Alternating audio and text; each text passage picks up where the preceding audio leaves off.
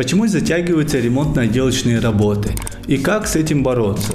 Причины нарушений и механизм защиты. Рассмотрим правовой аспект. Меня зовут Икрам, все самое важное и интересное. Итак, начнем. Затягивание ремонтно-отделочных работ является достаточно частым явлением, что необходимо учитывать и подготовиться не только морально, но и юридически, предвидя возможные сложности, связанные со сроками. В данной связи актуализируются два ключевых вопроса. Первый из них касается разнообразных причин, из-за которых осуществление работ может растянуться на длительное время. А второй вопрос связан с предпринимаемыми действиями, направленными на защиту прав и законных интересов в этих случаях. Что касается причин, то их можно разделить на следующие базовые группы. Это организационные, финансовые и ресурсные. Важно подчеркнуть, что причины, связанные с организацией ремонта жилья, являются наиболее многочисленными. К их числу относятся выбор непроверенных бригад, отсутствие графика производства работ, либо его недостатки и закупка материалов у разных поставщиков. Недостаточно квалифицированные специалисты могут существенно затянуть сроки ремонта, выполнить его с нарушениями и низким качеством, а задержки могут быть обусловлены в том числе сбоями со стороны поставщиков. Вот почему весьма значим грамотно составленный график производства работ. Финансовые причины главным образом связаны с неверным расчетом бюджета. Без тщательно составленного проекта достаточно легко запутаться в расценках. Именно нестабильность в финансовом сопровождении ремонта является негативным фактором, обуславливающим задержки. Ресурсные причины, как правило, предопределяются нехваткой материалов. И здесь ситуации могут быть самыми разными, от фабричного брака до повреждения определенных изделий при их транспортировке. Таким образом, именно на организационные, ресурсные и финансовые составляющие следует обратить первостепенное внимание при оценке причин затягивания ремонта и отделки жилья.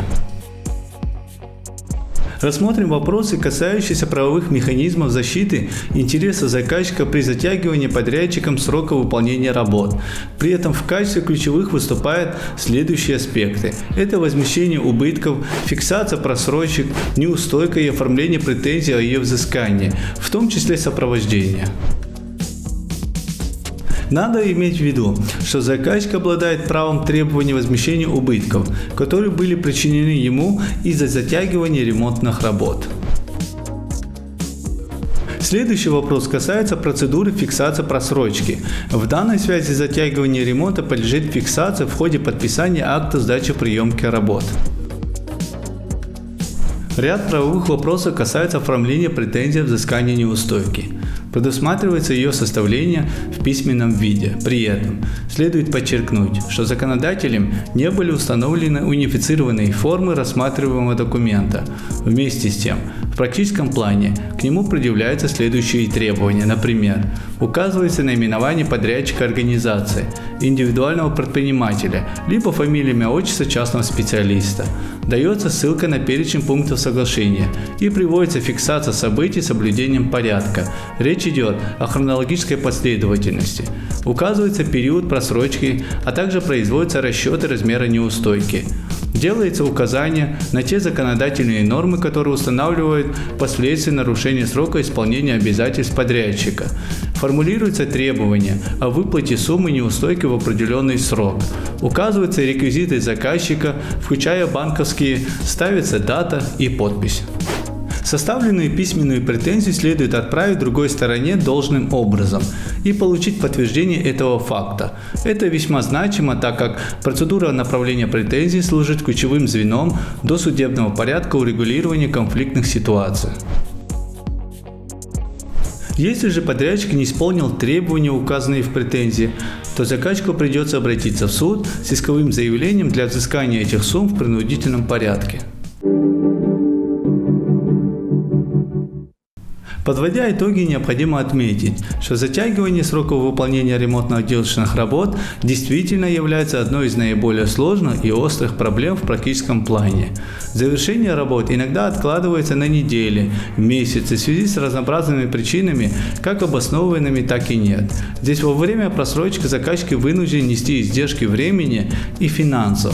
Кроме того, действует и психологический фактор, связанный с ожиданием. В конечном счете затягивание работ зачастую влечет за собой убытки, а самое главное, из-за просрочек заказчики не могут въехать в собственное жилье. Именно поэтому столь значимым является комплекс действий, ориентированный на защиту прав и законных интересов заказчика.